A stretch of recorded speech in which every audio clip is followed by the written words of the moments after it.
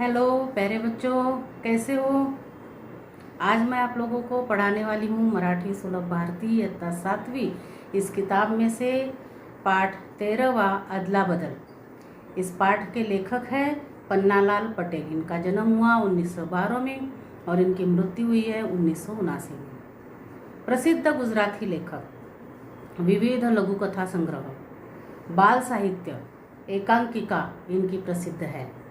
अमृत व इसाब या मित्रांमधील अतूट मैत्रीचे वर्णन प्रस्तुत पाठात आहे। मतलब अमृत और इसाब ये जो दो दोस्त थे, इनके दोस्ती का वर्णन, अटूट दोस्ती का वर्णन इस पाठ में लेखक ने किया हुआ है। होळीचा सण होता, होली का त्योहार था। सायंकाळची वेळ होती, शाम का समय था। गावातली काही मुले निंबाच्या झाडाखाली जमली होती। गांव के कुछ बच्चे जो है नीम के पेड़ के नीचे इकट्ठा हुई थी। एकमेकांवर धूल उड़वत खेलत होती, एक दूसरे के ऊपर धूल उड़ा रही थी और खेल रही थी। अमृत व इसाब या दोघांची घट्ट मैत्री होती। अमृत और इसाब जो है, इन दोनों की बहुत गाढ़ी दोस्ती थी, पक्की दोस्ती थी, फ्रेंडशिप थी। ते दोघेही तेथे हातात हात घालून आले। इसाब और अमृत दोनों भी हाथ में हाथ डालकर वहां पर पहुंचे व त्यांच्याबरोबर खेळू लागले और उन बच्चों के साथ में खेलने लग गए। आजच शिवून आणलेले नवे कपड़े दोघांनी घातले होते। आज ही सिलकर लाए हुए नए कपड़े जो है दोनों भी पहनकर आए हुए थे, इसाब और अमृत। दोघांचे कपड़े, रंग, आकार व कापड़ सर्व दृष्टीने अगदी सारखे होते। दोनों के भी कपड़ों का रंग, आकार और कापड़ बिल्कुल एक जैसा था। दोघे एकाच शाळेत, दोनों एक ही विद्यालय में पढ़ते थे, एकाच वर्गात होते, एक ही क्लास में थे। दोघांची घरी रस्त्याच्या कोपऱ्यावर समोरासमोर होती। दोनों के घर भी जो थे रास्ते के कोने पर बिल्कुल आमने सामने थे। थोडक्यात म्हणजे दोघा मुलांची प्रत्येक गोष्ट सारखीच होती। मतलब शॉर्ट में कहते हैं कि दोनों की भी जो हर एक चीज़ जो है बिल्कुल समान थी। फरक फक्त इतकाच होता कि अमृतला आई वडील होते। फरक इतना ही था कि अमृत को माता पिता दोनों थे, इसाबला फक्त वडील होते और इसाब को सिर्फ पिताजी थे, माँ नहीं थी। दोन्ही मुलं आली, दोनों भी बच्चे आए, खाली रस्त्यावर बसले और रास्ते के ऊपर बैठे। दोघांनी एकसारखे कपडे घातलेले पाहून एक मुलगा म्हणाला, दोनों ने भी, अमृत ने और इसाब ने, एक जैसे कपड़े पहने हुए देखकर एक बच्चे ने कहा, अरे अमृत, इसाब, तुम्हें दोघं किती एकसारखे आहात। एक बच्चे ने कहा कि अमृत, इसाब, तुम दोनों बिल्कुल एक जैसे दिख रहे हो। यावरून दुसऱ्या एका अभ्रात्य मुलाला एक खोडकर कल्पना सुचली और इससे एक दूसरा जो बच्चा था नटखट, उसको एक नटखट जो है कल्पना सूझी। अरे तुम्हें दोघे कुस्ती का नाही लढत। उसने कहा कि अरे तुम दोनों कुस्ती क्यों नहीं खेलते। म्हणजे तुम्हा दोघांची ताकदही एकसारखेच आहे की एक जण दुसऱ्यापेक्षा वरचढ आहे ते तरी आम्हाला बघायला मिळेल, तो हमारे समझ में आएगा कि भाई तुम्हारी ताकत भी एक जैसी है कि नहीं, या एक दूसरे से कौन वरचढ है, मतलब किस में ज़्यादा ताकत है, ये भी पता चल जाएगा। पहिल्या मुलाला ही कल्पना आवडली, पहिले बच्चे को ही कल्पना अच्छी लगी। तो म्हणाला, खरंच अमृत, तुम्हा दोघांपैकी कोण वरचढ आहे ते बघूया। उसने कहा कि हाँ सचमुच अमृत, देखते हैं तुम दोनों में से कौन भारी है, किसमें ताकत है। चला या पुढे। आणखी एक जण ओरडला, ही नुसती गंमत आहे। और एक बच्चा आया और उसने कहा, जोर से चिल्लाया, चलो आओ, यह सिर्फ मजाक है। इसाब ने अमृत कडे पाहिले। इसाब ने अमृत के तरफ देखा। अमृत ठामपणे म्हणाला, नहीं, माझी आई मला मारेल। अमृत ने बिल्कुल निश्चय किया कि नहीं, मैं नहीं कुस्ती खेलूंगा, मेरी माँ मुझे मारेगी। त्याची भीती खरी होती, उसको डर लग रहा था, वो बिल्कुल सच था। तो घरातून बाहेर पडत असताना आईने त्याला बजावले होते। तो घर से बाहर जब निकला था तभी माँ ने उसको ताकीद दी थी। बजावले होते मतलब ताकीद दी थी, हे बघ, नवीन कपड्यांसाठी तू खूप हट्टा धरला होतास, हे देख, नए कपड़े के लिए तूने बहुत जिद की थी। आता जर का तू ते मळवलेस किंवा फाडलेस तर लक्षात ठेव, यदि तूने वह फाड़े या उसको गंदे करके तू लेकर आया तो देख लेना, ध्यान रखना। अमृत ने आई वडिलांपाशी खूप हट्ट धरला होता। अमृत ने सचमुच नए कपड़ों के लिए अपने माता पिता के पास में बहुत जिद की थी। इसाबला नवा शर्ट मिलणार असल्याचे कळताच त्यानेही हट्टा धरला होता। जब उसको पता चला था अमृत को कि इसाब को नया शर्ट मिलने वाला है, तो इसने भी अपने माता पिता के पास में जो है जिद की थी की इसाब सारखा शर्ट मिळालाच पाहिजे, की इसाब के जैसा शर्ट मुझे भी मिलना चाहिए.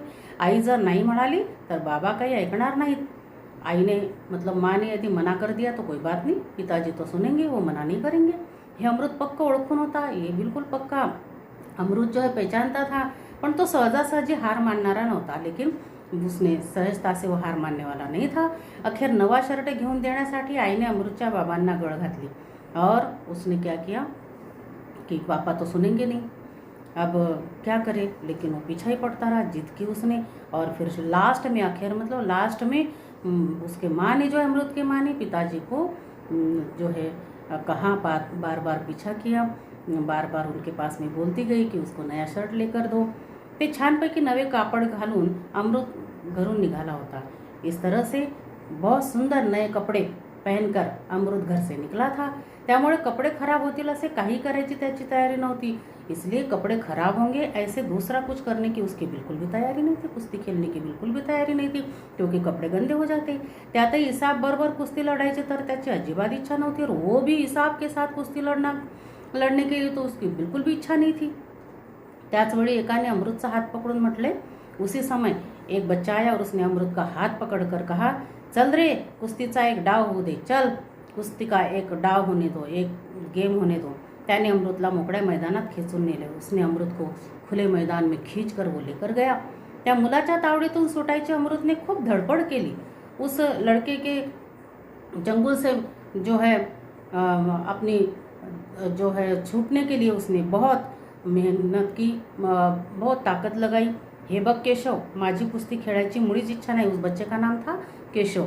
तो उसने कहा अमृत ने कि केशव, मेरी बिल्कुल भी इच्छा नहीं, तुम जबरदस्ती मत करो, छोड़ो मुझे.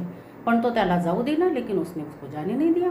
त्याने अमृतला जमिनीवर ढकलले. उसने अमृत को जमीन के ऊपर ढकेल दिया. बाकीची पोरे गमतीने ओरडली और बाकी वहाँ पर जो बच्चे थे उसने उन्होंने जोर जोर से चिल्लाना शुरू कर दिया. अमृत हारला, केशव जिंकला, केशव जिंकला, अमृत हार गया, केशव जीत गया. इस तरह से उन्होंने चिल्लाना शुरू कर दिया और हुर्रे हुर्रे ऐसे चिल्लाना शुरू कर दिया. इसाबला हे सहन झाले नाही. इसाब को बिल्कुल सहन नहीं हुआ. त्याचा पारा चढ़ला, उसको बहुत गुस्सा आया. पारा चढ़ला मतलब उसको बहुत गुस्सा आया. त्याने केशवचा हात धरून म्हटले, चल ये, मी तुझ्याबरोबर कुस्ती लड़तो. इसाब ने कहा कि चल आ, मैं तुम्हारे साथ में कुस्ती लड़ता हूँ. केशव घुटमळला और केशव तो थोड़ी देर के लिए रुक गया. पण बाकीच्या मुलाने त्याला चिथावले. लेकिन बाकी वहाँ पर जो बच्चे थे उन्होंने उसको जो है उकसाया. दोन्ही मुले परस्परांना भिडले. दोनों भी जो है इसाब और केशव दोनों भी एक दूसरे से भिड़े. इसाब ने पेच घालून केशवला चित केले. इसाब ने जो है पेच डाला और फिर केशव को जो है चित कर दिया. हाता कुठे मुलांच्या लक्षात आले की गम्मत म्हणून सुरू केलेल्या खेळाला भलतेच गंभीर वळण लागले आहे. अब बाकी बच्चों के ध्यान में आया कि हमने तो एक मजाक के रूप में ये खेल शुरू किया था, लेकिन इस खेल को तो बड़ा गंभीर रूप आया हुआ है. आता केशवचे आई वडील आपल्याला रागवतील या भीतीने सर्व मुले सैरावैरा पळून गेली. अब केशव के माता पिता हमें जो है डांटेंगे, इसलिए इस डर के कारण सारे बच्चे जो है इधर उधर जो है भाग गए. अमृत व इसाब देखील तेथून निघाले. अमृत और इसाब भी वहाँ से निकल गए. दोघेही थोड्याच अंतरावर गेले असतील की अमृतचे लक्ष इसाबच्या शर्टाकडे गेले. थोड़े ही अंतर पर गए तो अमृत का ध्यान गया इसाब के शर्ट की तरफ. त्याचा खिसा फाटला होता. उसकी जो जेब थी वो फटी हुई थी. भीती ने दोघांचे पाय जमिनीला खिळले और उनको अब डर लगने लगा कि नया शर्ट है और देखो अब जेब जो है फट गई. दोनों भी डर गए. भीती ने मुलांच्या पोटात गोळा आला और डर के कारण उनको बहुत ही अब क्या उत्तर दे घर जाके, कैसे समझाए, पुढ्यात काय वाढवून ठेवले याची त्याला कल्पना आली. अब आगे जो है माता पिता जो है हमें अमृत को लगा बहुत डांटेंगे और इसाब को भी लगा कि पिताजी मेरे बहुत डांटेंगे. ज्या शर्टासाठी इसाबच्या वडिलांनी सावकाराकडून पैसे कर्जाऊ घेतले होते. इसाब के पिताजी ने शर्ट का कपड़ा खरीदने के लिए किसी के पास से कर्जे से पैसे लिए हुए थे. कापड निवड्यात आणि शर्ट शिवून घेण्यात खूप वेळ खर्च घातला होता. कापड़ मतलब कपड़े जो लेने के लिए और उसका शर्ट सिलकर लाने के लिए उन्होंने बहुत समय अपना खर्च किया हुआ था. अचानक अमृतला एक कल्पना सूझी. अब देखते हैं कि अमृत को कौन सी कल्पना सूझी अगले वीडियो में. तो मैं उम्मीद करती हूँ बेटा यहाँ तक आप लोगों के ध्यान में आया होगा. ओके बेटा, बाय.